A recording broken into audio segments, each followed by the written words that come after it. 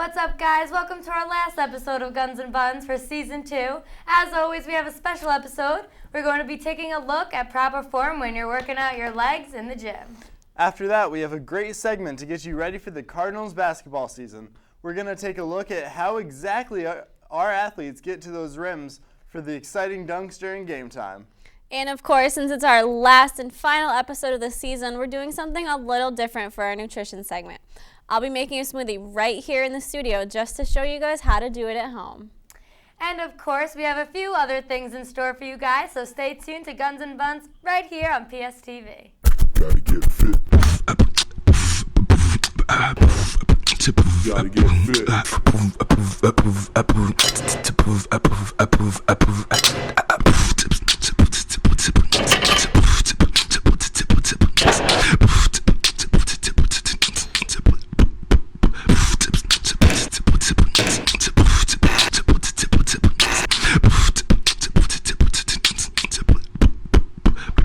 Get with it. Hi, welcome to Guns and Buns. I'm Catherine Aguilo. Right now I'm at Memorial Hall with Morgan Hack, who works here. She's going to show us proper forms of squats, lunges, and leg presses. So Morgan, can you help us out here? Absolutely. So right now we're doing what? So this is the leg press machine. Okay. What you want to do to make sure that how tall you are. So I'm obviously short, so I'm going to use the middle notch. You want to have your legs at a 90-degree angle when you start. So a 90-degree angle. Toes tight, slightly pointed out, 5 to 10 degrees. Okay. And then you also want your hips, knees, and feet aligned, shoulder width apart. Hips, knees, and feet aligned. Shoulder width apart. Yeah, okay, shoulder width. So what you do is push up with the moving two knobs. So now you're fully down to 90 degrees, right here. Push right back up. You want to push with your heels of your foot and the middle of your foot, never your toes. Down and up. And how many would you do in one set? Depends what you're trying to do, but when you do a lighter weight, you want to do more repetitions. So about 10. Yep, about 3 sets, so 3 times 10 kilograms. Okay. Want to try? Yeah. Alright, show me what I'm doing. Yeah. I feel like I'm in like a space machine or something. So let's have your feet a little bit further, shoulders apart. Good. A little bit harder out. Right there. Good. Toes pointed out. Toes pointed slightly 5 centimeters, so it's ever so slightly. Okay. Perfect. So now these 2 knots on the side is what will make this thing move. Okay. So push it up a little. Push this up a little. Just even. And then move. Yep. Good. Down. Right there. Up. Perfect. 1, 2, 3, 4. Let's do 5. 1 more. 5. Good. Now stop it again. Push it back up. All the way. Up all the way. Good. Good job. Baby. Got a nice leg workout. How many pounds is that? 25? Yeah. 50. Oh. I did 50. Okay, so thank you for teaching me how to do a leg press, and now everyone else on Guns and Buns knows how to do it. So thank you, Morgan, and we'll move on to lunges. Okay, so right now we're going to take it away with some lunges. Okay, so the first thing that you want to do in a lunge, you want to start 1 foot in front of the other. You're going to come straight down, all the weight in the center of your body. So you want to come straight down where, again, your knee, ankle, and hip are aligned. You want that 90-degree angle, straight down as far as you can where you feel it, but it's not hurting you. Then you're coming straight back up. Perfect. So down and up. It's easier to have your hands on your hips just for balance. You can do it any way you want. You can have weights in your hands. Just down and up. Exactly. Do you have to wait for your knee to get straight? Do you have to wait for your knee to like come up straight with your front one? Yep. Or you bend it? Oh, you keep it straight? Down. Perfect. You could have weights? Yep. And do the other leg? Absolutely. So once again, you want all that weight going right down to the center of the floor. Try to not push with the tip of your toe. You want it all in the ball and heel of your foot. Good. 3 more. Whoever's good. Yeah. 2. 1. Good job. Thank you, Morgan. Now Morgan is going to show us how to do the proper form of a squat. So take it away, Morgan. Absolutely. first thing that you want to do, make sure that your feet are shoulder width apart. You want to have a slight 5 to 10 degrees pointed out, your toes pointed outwards. You're going to sit back just like you would be sitting in a chair, and you want your legs to be at a 90-degree angle from your ankle to your knee to your hip. So you're going to come down straight and right back up. You want to make sure that your shoulders are back, chest is out, head is straightly aligned up. Come down and right back up. And what does this do? This is just more weight. It's just more weight on you? Yep. Okay. So people could do it without this? Yes. Okay. So, exactly. feet back. Perfect. Yep. Sit back exactly like you're sitting in a chair. Butt out. You want your chest up, shoulders back. Good. Back? Yep. Okay. And straight down. Good. Straight back up. Sit back a little bit more. Right there. Good job. All the way down. Yep. 2 more. Last one. Good job. Ooh, I feel it. Thank you. So can you tell us why proper form is very important to work out? Well, first of all, you always want proper form because you never want to hurt yourself, especially with your knees and hip joints. They're one of the things that are the most important parts of your body.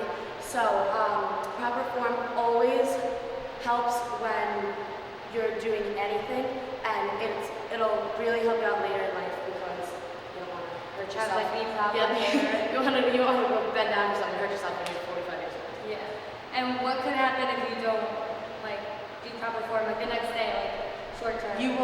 Short term, you will definitely feel it. You'll start having pain right in your knee joint, ankle joint. It can cause you to walk differently. You can definitely develop types of scoliosis and stuff like that. So it'll go right into your spine. It'll be very. So this is really important to do Yes. proper form. And then on top of that, you could just really hurt yourself short term. Yeah. Can't run, can't do it. And what are the benefits of doing like leg You know, you get that. You get that nice booty, right? So everyone watching, if you do this in proper form, you could get a nice booty. And you know who doesn't like that? So thank you, Morgan, for coming out here and showing us proper form. We really appreciate it. And stay tuned to Guns and Buns. Thank you. Hey everyone, I'm here with Jordan and Ed from the men's basketball team here at SUNY Plattsburgh. We're here to take a look at our dunk specialists and our three-point specialists to see what about them makes them able to do what they do here for the team. So Jordan, how's the team doing this year? We're actually doing very well, especially on defense, and of course, adding a couple new players. Also Alright. Duncan and Ed coming up, shooting a lot of threes. We definitely need him. Oh, perfect. So as you go into everything, like we're really talking about a lot of offensive stuff here today and breaking that down. And you said your defense is doing very well. Yes. How is that really playing into it? Are you guys scoring a lot of points in these first couple of games that you've had? I'll say we score a lot of points off our defense. Chris Manning A lot of gets steals. turnovers, Gets things a like lot of that? steals, and they'll lead us to the break with Jordan and X get a lot of dunks. All right. So when's your next game? December 3rd against King State, right at home. Right here at home? Oh, so, well, we hope to see everyone start coming out to those games. We're going to take a quick look into what these two are able to do, and especially right now with Ed taking a look at his shooting.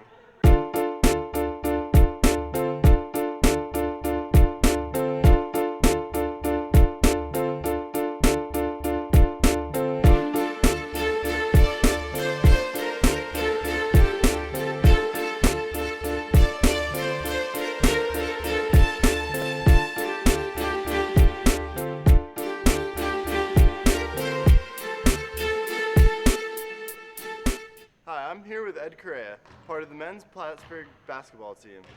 So I keep hearing you're something of a three-point specialist. Is there anything you do with your technique or practicing drills or anything that really helps you do as well as you can? Yeah, I do a follow-through drill, and also I just shoot the ball with a lot of arc and aim for like the little dots right there. All right. Yeah, All right. So very nice. How is the team doing this year? we're great. We lost the game we shouldn't have, but we're gonna get better. All right. All right. So we're gonna get started on the three-point challenge. So let's see what I can do.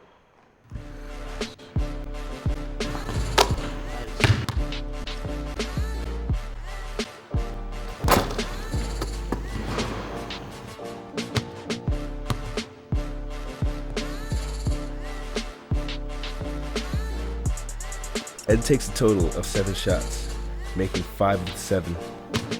Keeping his form consistent and doing all the necessary thing it takes to be a good 3-point shooter.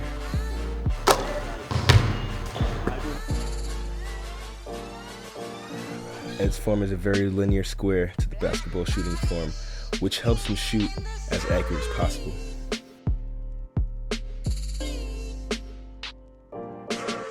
When we slow down, you can see the power of Ed's shot coming from his knees and legs. As he explodes by shooting up with his legs, the power goes up throughout his body. Once the energy shifts into his upper body, he can focus on his arm and shooting the ball. As you can see, once he releases the ball, his body at full extension, releasing all his energy into the shot, allows him to reach the basket.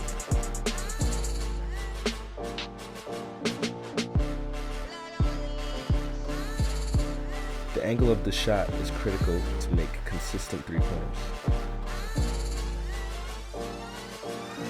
Ed shoots at an approximate angle of 58 degrees. Studies show that the perfect shooting angle is 48 degrees. Shooting only 10 degrees over the perfect angle allows Ed to almost consistently make his 3-point shots. The angle of his shot also impacts the trajectory of the ball, therefore making a shooter shot angle important.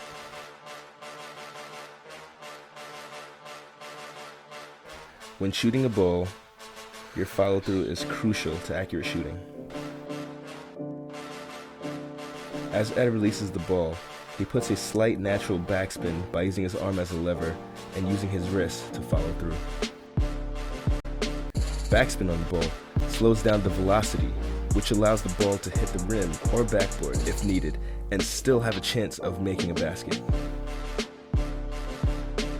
As the ball hits the net, you can see it being caught.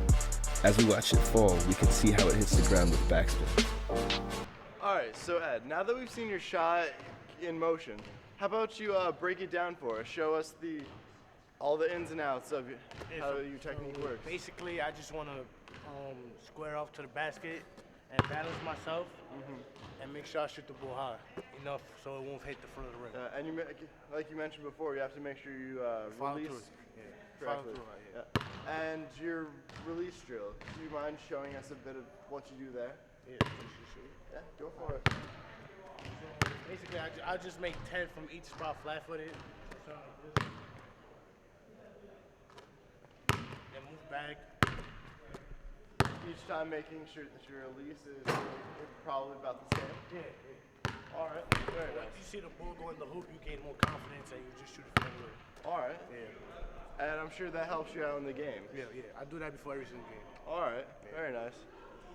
So we're going to move on to our next participant.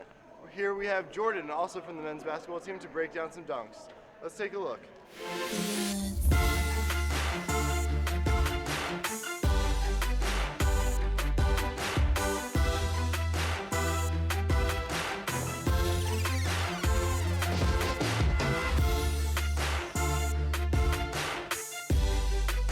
The first dunk we're taking a look at is Jordan's windmill dunk. As he runs into his dunk, covering a space of 3 feet per step, it allows him to build up energy at a quicker rate than the average person. As he sets up for the elevation, he makes eye contact with the spot on the floor he's taking off from. Once he's established a takeoff spot, he begins to gather his feet. When Jordan bends down to build up energy, he is coming down with the force of close to 500 pounds due to calculating his weight and speed. Once Jordan has lifted into the air, he begins his windmill. By rotating the ball, he gains speed and velocity for a more powerful dunk. As Jordan goes to dunk the ball, he's moving at a rate of almost 30 miles per hour. And with the height of about 6 foot 2 inches, Jordan is able to get a vertical jump of about 4 feet. When all this is added up, Jordan is able to complete a powerful windmill dunk. Our next dunk is a regular 200 dunk. This is one of the more common dunks during game time. Jordan is able to explode off the ground using his lateral quickness and speed to get the rim. By arcing his body and then fully extending it, he gets power and can get a strong drive to the rim. By adding the takeoff speed and his strength, we calculated the ball moving at about 40 miles per hour when going through the hoop. The second thing we're looking at is the height and speed he gets on this.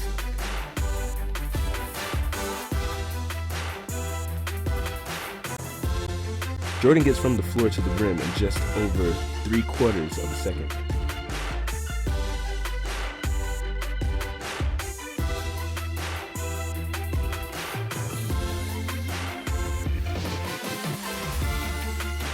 From this angle, we can see he has a leaned-in approaching, helping him build up energy and speed.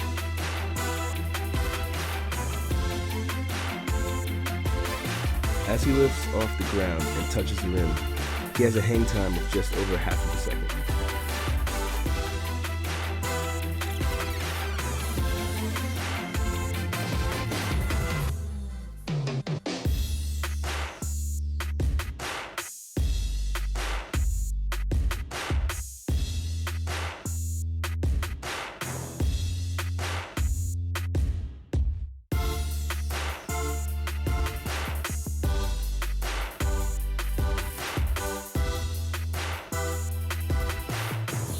Our last and final dunk is an off-the-backboard alley-oop dunk. Although rarely seen in games, this is a very difficult dunk to complete. As Jordan is releasing the ball, he's making sure the ball is coming back to the right spot. His throw trajectory is what makes his dunk work. As the ball comes off the backboard, he makes eye contact with the ball to make sure it comes right back into his hands. He then makes sure to see the ball go into his hands so he can throw it down into the hoop. Once he's established grip of the ball, his eyes switch to the hoop to make sure he is on track during his dunk. With all the power and energy built up from his jump and upper body, he's able to throw it down.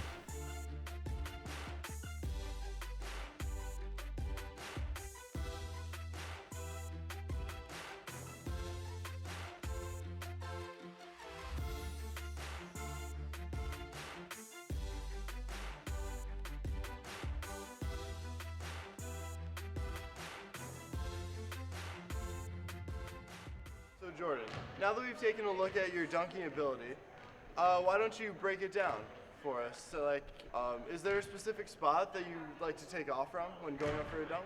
I like to take off probably right outside this circle. If you take off any closer, it's going to be harder for you to dunk it because you'll be reaching backwards. So what you want to do is you want to jump a little bit farther away from the basket so you can actually throw it in the hoop. And of course, dunking, it takes a lot of leg strength to be able to get up to the rim that high. Is there any workouts, any drills you do to help you out with that? Yeah, definitely. You could do a lot of squats, and definitely calf raises are two main things I definitely do to get my lateral quickness up and my jumping height.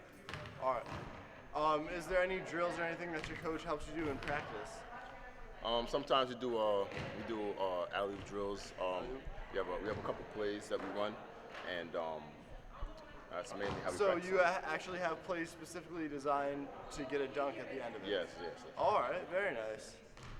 We hope everyone at home enjoyed this week's physical fitness segment, showing just exactly how our basketball team here at Plattsburgh State is able to do what they do.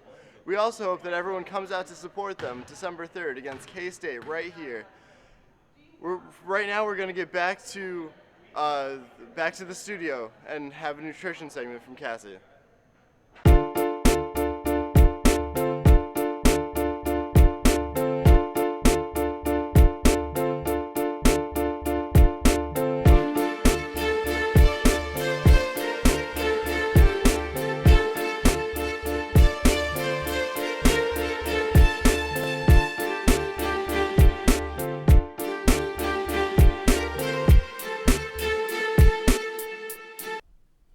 Welcome back to the studio. Now, after working out those legs and maybe playing some basketball, it might be time to refuel your body.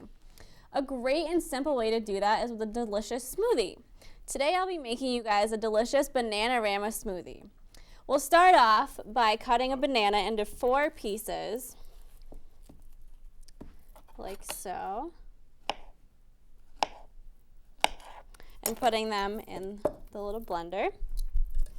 And after you do that, it's good to add 2 tablespoons of peanut butter. You can use your fingers, it's okay. Okay. Then after you do that, add a little bit of cocoa powder. Probably 2 tablespoons is good.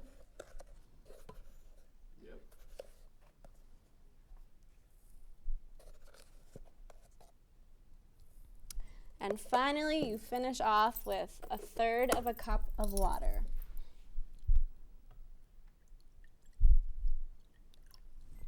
And once that's all done, put it in the blender, like so. And trust me, guys, it tastes a lot better than it looks. Once that's all screwed in,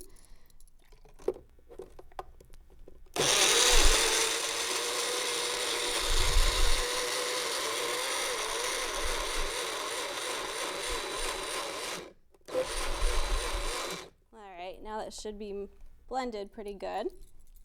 All right, let's see how this tastes.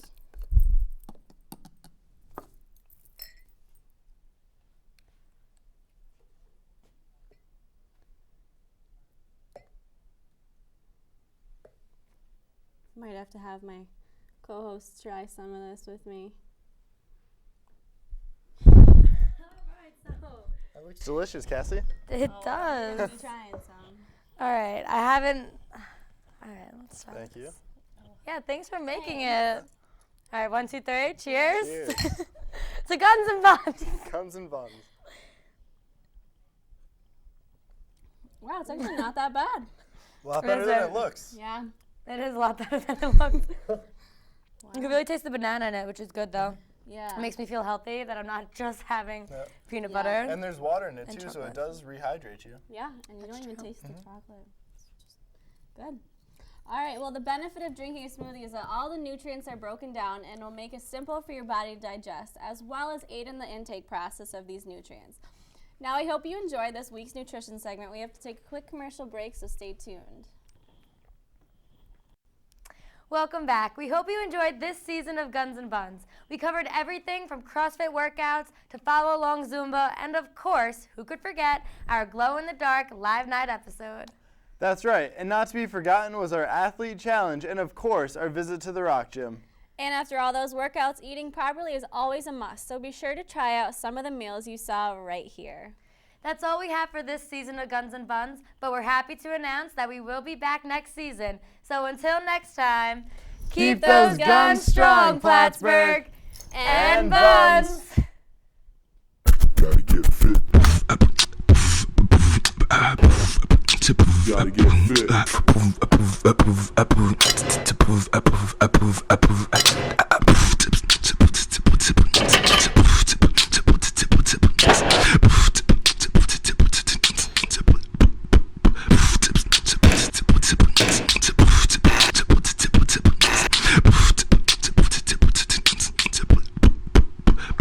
Get with it.